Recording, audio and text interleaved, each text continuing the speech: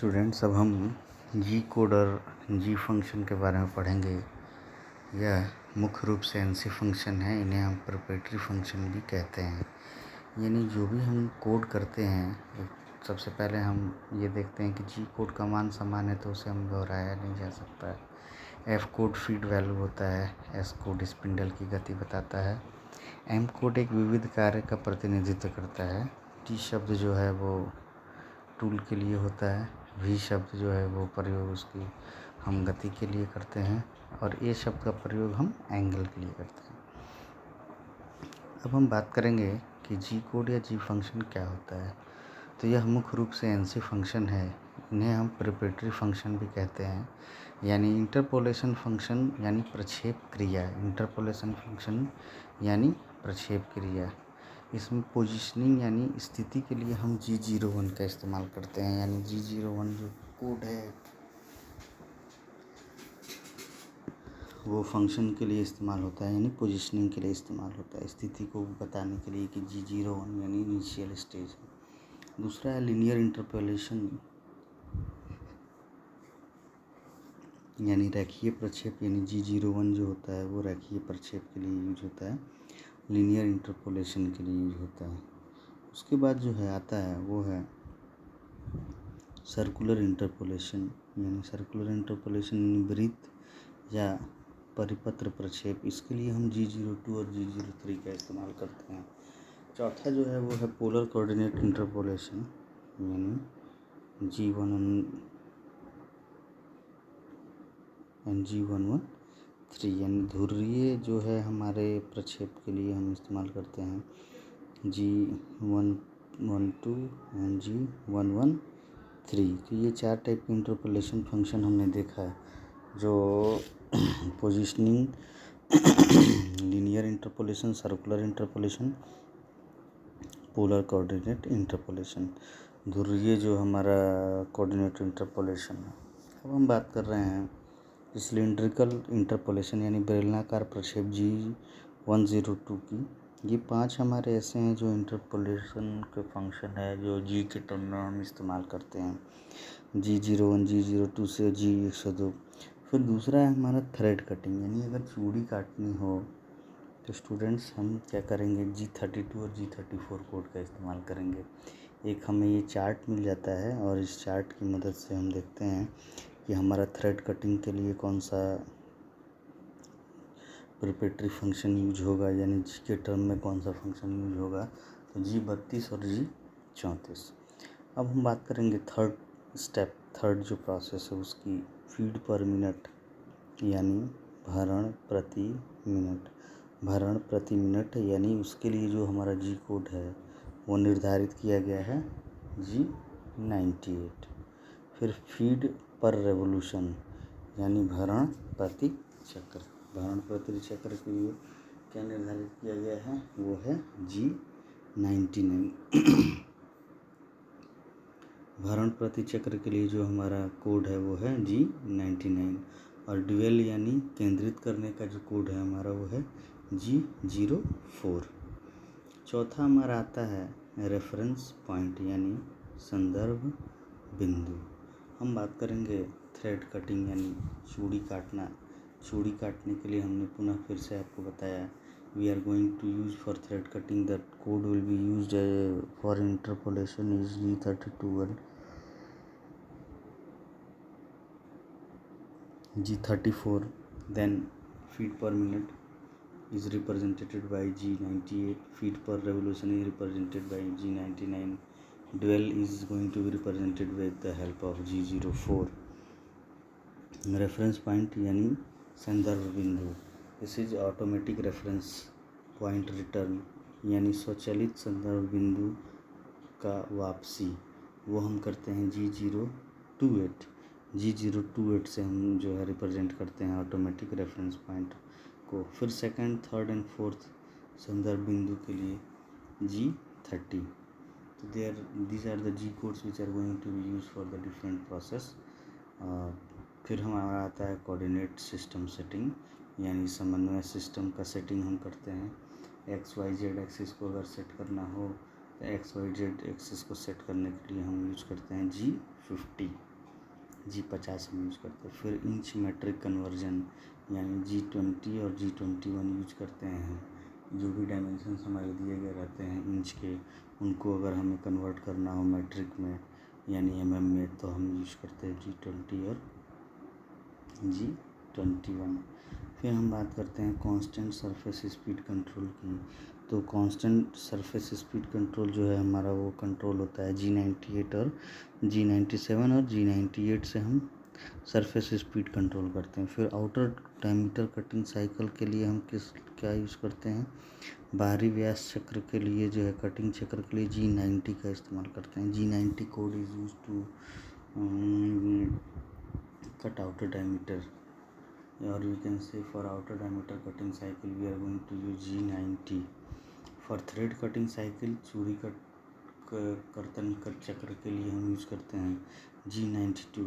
so we can say that for thread cutting we are going to use G92. now end free face turning cycle, for end free face turning cycle यानी किनारा जो है हमारा सतह का जो हमारा टर्निंग का साइकिल है, उसके लिए हम इस्तेमाल करते हैं G94 यानी G94 is going to be used for end free turning cycle G94. Then multiple repetitive cycle यानी stock removal in longitudinal turning for G90. G90 is going to be used as stock removal in longitudinal turning. Then contour parallel turning is going to be represented with the help of G92. Then finishing cycle is going to be represented with the help of G70.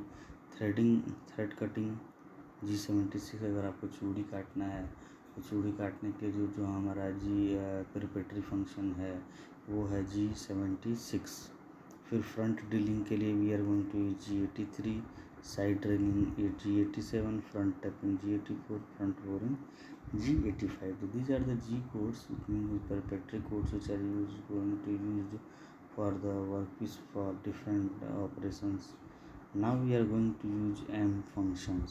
M functions का इस्तेमाल अब हम देखेंगे कि M function का इस्तेमाल हम क्यों करते हैं। एम फंक्शन मुख्य रूप से जो है वो स्विचिंग फंक्शंस हैं। इनमें स्पिंडल ऑन ऑफ, स्पिंडल का रोटेशन, कूलेंट का ऑन ऑफ करना, टूल चेंज करना, पैलेंट चेंज करना शामिल है। यानी हम ये कह सकते हैं कि जब हमारा मशीनिंग ऑपरेशन शुरू हो जाता है तो उससे रिलेटेड हमारा एम फंक्शन शुरू करता है, उसको रिलेट करता है। और एम फंक्शन में हम क्या करते हैं, these are the switching function. इसके पहले भी हमने बताया कि जो सीरीज हम देखते हैं उसमें हम कूलेंट का भी इस्तेमाल करते हैं। तो कूलेंट ऑन ऑफ से लेकर स्पिंडल के ऑन ऑफ तक, स्पिंडल रोटेशन के ऑन ऑफ तक, पैलेट चेंज यानी जो हमारा वर्कपीस का, एक तरीके से हम कह सकते हैं कि वर्कपीस का हमारा प्लेस है उसको चेंज करना, टूल चेंज करना, ये सारा हमारा आ जाता है एम फंक्शन में। फिर हमारा आता है इंटरपोलेशन, यानी इंटरपोलेशन मतलब प्रक्षेप। इंटरपोलेशन प्रक्षेप का मतलब ये है कि जो हमारा क्रमिक बिंदु तक पहुंचने के लिए स्लाइड की स्थिति में क्रमिक बिंदु वृद्धि की गणना को प्रक्षेप कहा जाता है। यानी जो हमारा सक्सेशनल पॉइंट है, उस सक्सेशनल पॉइंट तक हम अगर पहुंच रहे हैं और स्लाइड की स्थिति में क्रमिक बिंदु वृद्धि की गणना को प्रक्षेप कहा जाता है। That is called interpolation. Now आप देख सकते हैं कि रेखीय प्रक्षेप है, 1 से शुरू हो रहा है, 2 से 3 पे जा रहा है, 4 से 5 पे जा रहा है, ये है रेखीय प्रक्षेप यानी linear interpolation. With the help of diagram we see that the tool moves from 1 to 2, 2 to 3, 3 to 4, 4 to 5. This is linear interpolation. In circular interpolation यानी वृत्तीय प्रक्षेप में हम ये देखते हैं कि वृत्तीय प्रक्षेप में हम 1 से 2 पॉइंट तक जाते हैं और वो भी एक वृत्त के आकार में होते हैं। तीसरा भी वही है। फिर चौथा कुंडलित प्रक्षेप यानी थ्रेडेड जो इंटरपोलेशन है, उसमें हम देख रहे हैं कि एक कुंडलित तरीके से एक पैटर्न पे ये इंटरपोलेशन हो रहा है। अब हम बात कर रहे हैं कि जो हमारे एम कोड्स होते हैं वो एम कोड्स किस तरीके, कौन से एम कोड किस कार्य के लिए जाने जाते हैं। हम शुरू करते हैं M00 से, यानी अगर प्रोग्राम को स्टॉप करना है, जो आपका वर्क प्रोसीड कर रहा है, जो अब आपका वर्क चल रहा है, उस वर्क को अगर हमें रोकना है तो वो रोकने वाला कार्य कहलाता है M00, यानी प्रोग्राम स्टॉप, कार्य रोकना। देन M01 यानी ऑप्शनल स्टॉप, वैकल्पिक रोकना, ठीक है, वैकल्पिक रोकना यानी M01। फिर आता है M02 यानी एंड ऑफ प्रोग्राम, यानी कार्य को समाप्त करना। फिर M03 यानी स्पिंडल क्लॉकवाइज, यानी हम ये कह सकते हैं कि जो हमारा स्पिंडल है वो क्लॉकवाइज घूम रहा है, तो उसको हम कह सकते हैं किस कोड से, M04 से। स्पिंडल काउंटर क्लॉकवाइज जो होता है, दक्षिणावर्ती जो घूमेगा, यानी इसमें दो टाइप के हम कोड यूज करते हैं। एक बार स्पिंडल क्लॉकवाइज घूमता है और दूसरी बार स्पिंडल एंटी क्लॉकवाइज घूमता है। जब स्पिंडल क्लॉकवाइज घूमता है तो उस कंडीशन में हमारा जो कोड इस्तेमाल होता है वो है M04, और जब स्पिंडल एंटी क्लॉकवाइज घूमता है तो उस कंडीशन में जो हमारा कोड यूज होता है वो है M04, और स्पिंडल क्लॉकवाइज घूमता है तो उस कंडीशन में हम बात करते हैं वो है M03। अब M05 अगर हमें स्पिंडल को स्टॉप करना है, यानी जब हमारा वर्क पीस स्पिंडल पर लगा होता है और उसके रोटेशन को अगर हम स्टॉप कर रहे होते हैं, तो उस रोटेशन को स्टॉप करने के लिए हम क्या करते हैं, M05 कोड का इस्तेमाल करते हैं, तब हमारा स्पिंडल जो है वो स्टॉप हो जाता है। फिर M06 जो है वो टूल चेंज करने के लिए इस्तेमाल में आता है, यानी टूल बदलने के लिए हम M06 का इस्तेमाल करते हैं। फिर M07 यानी टैप आयल को बंद करने के लिए हम M07 का इस्तेमाल करते हैं। फिर कूलेंट को ऑन करने के लिए हम M08 का इस्तेमाल करते हैं, क्योंकि प्रोसेस के दौरान क्या है कि वर्क पीस और टूल के सरफेस पे हीट जनरेट होता है, तो उस हीट को डिसिपेट करने के लिए, उस हीट को ओवरकम करने के लिए we are going to on the coolant in CNC machine so that the heat get dissipated with the help of that. तो वो हम ऑन करने के लिए प्रोग्राम में हम क्या करते हैं, M08 प्रोग्राम के कोड को दे देते हैं। फिर आता है हमारा M09, यानी कूलेंट को अगर ऑफ़ करना है तो कूलेंट को ऑफ़ करने के लिए हमारा जो कोडिंग होता है वो होता है M09। फिर M23 होता है वो direct detection of contact in X, 3 axis हैं हमारे अगर X, Y और Z, तो जो हमारा डिटेक्शन होता है, यानी M23 जो है वो डिटेक्शन हमारा X डायरेक्शन में करता है।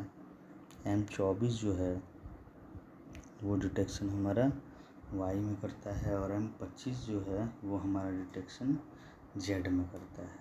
तो ये हमारे इम्पॉर्टेंट M कोड्स हैं। M कोड्स क्या करते हैं, ये हमने देखा कि डिफरेंट M कोड्स जो हैं वो आपके मोशन यानी कार्य के लिए इस्तेमाल किए जाते हैं, और इसमें कुछ जो इम्पोर्टेंट फंक्शंस हैं उसको हमने देखा कि कैसे जो है किस कोड से क्या हम अब ऑन करते हैं, क्या ऑफ़ करते हैं। अब नेक्स्ट जो है स्लाइड में हम देखते हैं कि CNC प्रोग्राम को बनाने के लिए कौन कौन से टेक्नोलॉजी का हम इस्तेमाल करते हैं। What are the different types of technology we are going to use to write a CNC program. तो पहला एक आता है हमारा मैनुअल CNC प्रोग्राम, यानी हम मैनुअली CNC प्रोग्राम को लिखते हैं। सबसे पहले N आता है, फिर G कोड आता है, फिर हमारा M कोड आता है, फिर हमारा एंगुलर कोड आता है, coolant of, coolant on, this all concludes in miscellaneous code. तो मैनुअल CNC प्रोग्रामिंग हम कर सकते हैं। CNC प्रोग्राम अगर हम बनाना है तो मैनुअल प्रोग्रामिंग सरल वर्क पीस के लिए होता है। जो मैनुअल प्रोग्रामिंग हम करेंगे वो सिंपल वर्क पीस के डिज़ाइन के लिए कर सकते हैं। अगर कॉम्प्लेक्स वर्क पीस है तो कॉम्प्लेक्स वर्क पीस के डिज़ाइन करने के लिए हम मैनुअल प्रोग्राम नहीं कर सकते हैं। जिसके लिए प्रोग्राम की कुछ पंक्तियों की आवश्यकता हो तो उसमें हम मैनुअल प्रोग्राम कर सकते हैं। लेकिन अगर मैनुअल प्रोग्राम सिंपल वर्क नहीं है तो उस कंडीशन में हम मैनुअल प्रोग्राम नहीं कर सकते हैं। फिर हमारा जो है कॉम्प्लेक्स वर्क पीस को प्रोग्रामिंग के लिए हम कैम सॉफ्टवेयर की मदद से लेते हैं, क्योंकि हमने पहले भी डिस्कस किया है कि कैम सॉफ्टवेयर एक ऐसा सॉफ्टवेयर है जो कैम सॉफ्टवेयर मशीन कोड को उत्पन्न करता है और वो मशीन कोड क्या होता है, मशीन कोड जो है वो जी कोड और एम कोड के फॉर्म में होता है। उन्हें हम कैम्प सॉफ्टवेयर की मदद से बनाए गए प्रोग्रामिंग की बात करते हैं। अब मैनुअल पार्ट प्रोग्रामिंग की अगर हम बात करें तो मैनुअल पार्ट प्रोग्रामिंग को हम हिंदी में कह सकते हैं मानवीय भाग प्रसंस्करण। यानी मैनुअल पार्ट प्रोग्रामिंग हम कैसे बनाते हैं, क्योंकि वाइडली यूज्ड यही प्रोग्रामिंग है हमारा। तो सबसे पहले हम क्या करते हैं कि हमारा जो घटक ड्राइंग है यानी फैक्टर जो हमारा पार्ट ड्राइंग है, उस पार्ट ड्राइंग का सामग्री टॉलरेंस सतह का सावधानीपूर्वक अध्ययन कर लेते हैं। घटक ड्राइंग में हम ये सारी चीज़ें, क्योंकि कोई भी ड्राइंग हम बनाते हैं उस ड्राइंग को बनाते समय उसमें टॉलरेंस का बहुत ध्यान रखते हैं, क्योंकि टॉलरेंस जो है वो ये सुनिश्चित कर लेता है कि जो हमारा वर्क पीस है वो इंटरचेंजेबिलिटी को सपोर्ट करेगा। यानी टॉलरेंस के हिसाब से अगर हम वर्क पीस को बनाते हैं तो वो सेटअप उसका कंप्लीट हो सकता है। नेक्स्ट जो है हमारा सतह का सावधानीपूर्वक अध्ययन करना। जो सरफेस है उसको हम केयरफुली रीड कर लेते हैं कि कैसे ये पॉसिबल है। फिर निर्दिष्ट नहीं होने पर कच्चे माल या रिक्त का चयन करना। फिर आवश्यक सेटअप की संख्या का चयन करना। फिर प्रत्येक सेटअप के लिए कार्यखंड डेटा तय करना कि एक सेटअप है उसके लिए मैक्सिमम वर्क पीस कितना जो है चाहिए है और उस पर कितना हमें काम करना है। कार्यखंड पकड़ने के लिए फिक्सचर का डिज़ाइन करना है। जो सबसे इम्पोर्टेंट फैक्टर है कि जब भी हम सीएनसी मशीन पे कार्यखंड को होल्ड करने की बात करते हैं तो they are going to hold with the help of jig and fixture only. तो जिग और फिक्सचर जो है हमारे जो सीएनसी मशीन्स में जो वर्कपीस की मैक्सिमम रेंज है उस मैक्सिमम रेंज के अकॉर्डिंग हम जो है जिग और फिक्सचर की डिज़ाइनिंग कर लेते हैं। फिर हम बात करते हैं कि जो हमारी वांछित सटीकता और टॉलरेंस प्राप्त करने के लिए जो हमारी प्रक्रियाओं की प्रक्रिया और अनुक्रम निर्णय करना, फिर उपकरण का चयन करना और मापदंडों को काटना। यानी हमारा जो सिलेक्शन ऑफ इक्विपमेंट है वो, और फिर जो हमारे डायमेंशंस हैं उनको कैसे हम उसमें रेगुलराइज करते हैं। फिर प्रोग्राम को लिखना, how to we write program with the help of program को इनपुट करें तथा गलतियाँ को सुधारें। एक बार हम क्या करते हैं कि प्रोग्राम को राइट कर लेते हैं और प्रोग्राम को राइट करने के बाद हम किस गलतियों को रन करा के हम उसकी गलतियों को जज करते हैं, और गलतियों को जज करने के बाद हम उसे क्या करते हैं, उस गलतियों को सुधारते हैं। फिर भविष्य के संदर्भ के लिए प्रलेखन बनाने, यानी जो हमारा डॉक्यूमेंटेशन है, प्रलेखन मीन्स डॉक्यूमेंटेशन, यानी फ्यूचर में अगर कोई करेक्शन करना हो या फ्यूचर में उससे कोई हेल्प लेनी हो तो we get documented that particular program. उस प्रोग्राम का हम प्रलेखन कर लेते हैं, डॉक्यूमेंटेशन कर लेते हैं, ताकि भविष्य में अगर हमें ज़रूरत पड़े तो हम जो है उस प्रोग्राम की सहायता ले सकते हैं। अब एक न्यूमेरिकल कंट्रोल प्रोग्राम को एग्जांपल से हम समझा सकते हैं कि न्यूमेरिकल कंट्रोल प्रोग्राम को हम किस तरीके से लिखते हैं, उसमें क्या क्या सीक्वेंस होता है। तो हम देख सकते हैं ये स्लाइड में कि एनसी प्रोग्राम जो है वो एन मतलब सीक्वेंस नंबर, क्रम निर्देश N01, यानी पहला प्रोग्राम है N01, फिर दूसरा प्रोग्राम N03, फिर तीसरा प्रोग्राम N04, फिर चौथा प्रोग्राम N05। तो ये पहला जो नंबर होता है हमारे प्रोग्राम के अंतर्गत, वो प्रोग्राम के अंतर्गत जो है पहला नंबर हमारा होता है N, जो सीक्वेंस नंबर को शो ऑफ करता है। फिर दूसरा आता है प्रिपरेटरी कोड यानी जी फंक्शन। प्रिपरेटरी फंक्शन यानी प्रारंभिक क्या क्या हैं वो हम देखते हैं कि प्रारंभिक फंक्शन हमारे इस तरीके से हैं। फिर एक्स वाई जेड और ए बी सी जो है वो कोऑर्डिनेट्स और एंगुलर इंफॉर्मेशन है कि हम किस तरीके से वर्क को किस कोऑर्डिनेट पर रखें हैं, कितना एंगल रखें हैं, ये सारा हमारा आ जाता है एक्स वाई जेड और ए बी सी में। उसके बाद आता है एफ मतलब फीड रेट कितना है, वर्क पीस का फीड रेट जो है वो हम देख लेंगे कि फीड रेट उसको सेट कर देंगे। फिर आता है स्पिंडल स्पीड, यानी स्पिंडल का कितना स्पीड है, कितने स्पीड से स्पिंडल घूम रही है, ये इम्पोर्टेंट जो है टास्क है। तो इसके लिए हम देखते हैं कि जो हमारा और मीटर लगा हुआ है उस मीटर से हम देख लेते हैं कि हमारा स्पिंडल का स्पीड कितना है। फिर टूल कोड, यानी टूल कौन सा इस्तेमाल हो रहा है, 1 हो रहा है, 2 हो रहा है, 3 हो रहा है, उसको हम कर देते हैं टूल कोड। फिर एम में आ जाता है मिसलेनियम कोड, जो डिफ़र करता है इस यूनिक प्रोसेस से, उसे हम जो है मिसलेनियस कोड में डाल देते हैं, मिसलेनियस कोड कहते हैं। तो ये जो है CNC प्रोग्राम लिखने की हमारी जो डिस्कशन है वो हो गई। अब हम बात करेंगे कि जो हम इस चैप्टर की रिव्यू की अगर बात करें कि हम क्या क्या हमने इस चैप्टर में देखा, क्या क्या हमने इस चैप्टर में देखा। तो सबसे पहले हमने कार्टेशियन कोऑर्डिनेट सिस्टम को देखा, जिसमें हमने ये देखा कि किसी ऑब्जेक्ट का एक्स और वाई एक्सिस में क्या पोजीशन है, इसे हम कार्टेशियन कोऑर्डिनेट सिस्टम के द्वारा जान सकते हैं। फिर CNC ऑपरेशन में हमने देखा कि we are giving a part programming as a input in a machine and we see that with the help of machine control unit, driving system is working for the tool and the machine tool is working on the workpiece and we get the feedback from machine tool.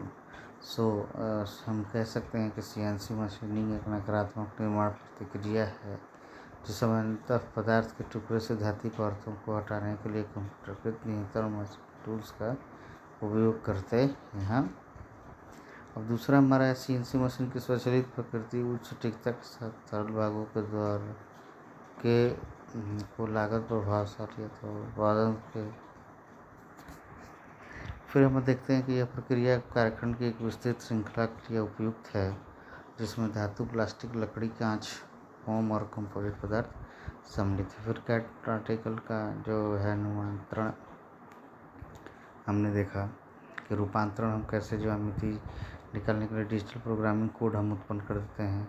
फिर हमारे पास आता है types of CNC machining operations, कि जो हमारा CNC machining operations है वो कौन कौन से टाइप मशीनिंग के टाइप पे हो सकते हैं। तो पहला ड्रिलिंग, दूसरा मिलिंग, तीसरा टर्निंग, चौथा प्लाज्मा कटिंग, पांचवा ब्रोचिंग, छठवां सॉइंग, सातवां ग्राइंडिंग, आठवां हॉर्निंग। फिर NC प्रोग्रामिंग बनाने के कुछ स्टेप्स हम लोगों ने डिस्कस किए थे।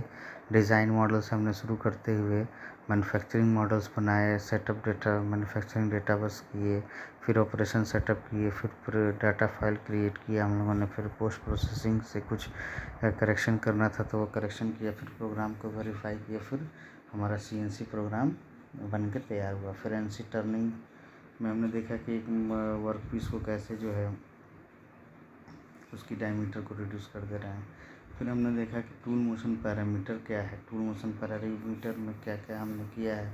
तो टूल मोशन पैरामीटर हमने 7 देखे, जिसमें feed rate, spindle speed, coolant, spindle range, spindle speed ball, lead radius and speed sense. Now we are going to look upon the geometry of the workpiece, how we are going to create the geometry of a workpiece.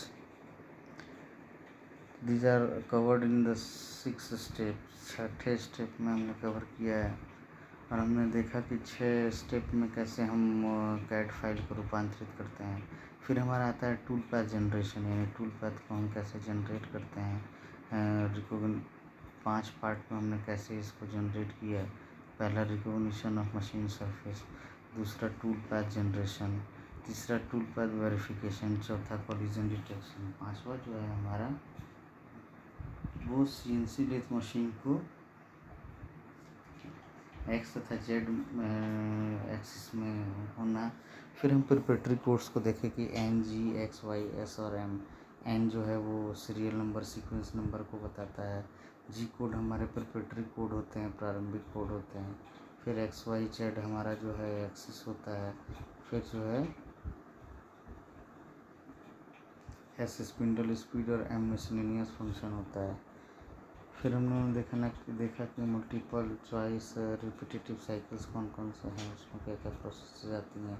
फिर M function हमने देखा, एडबिटिव M function मुख्य रूप से switching function है, जिसमें हम spindle on off, coolant on off करते हैं। फिर हमने इंटरपोलेशन देखा, किस तरीके से लीनियर इंटरपोलेशन में एक स्ट्रेट लाइन को फॉलो करते हुए रोबोट जो है वो कार्य कर रहा है। और सेकंड वृत्तीय प्रक्षेप में देखा अपने सर्कुलर इंटरपोलेशन में किस तरीके से हम स्टेप को फॉलो कर रहे हैं। M कोड्स हमने देखा। फिर CNC प्रोग्राम और मैनुअल पार्ट प्रोग्रामिंग देखा। उसके बाद हमने प्रोग्राम को लिखना शुरू किया। and G X Y Z A B C.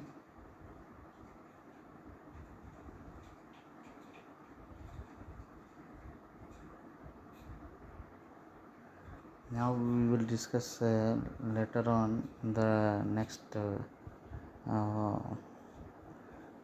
chapter video. Thank you.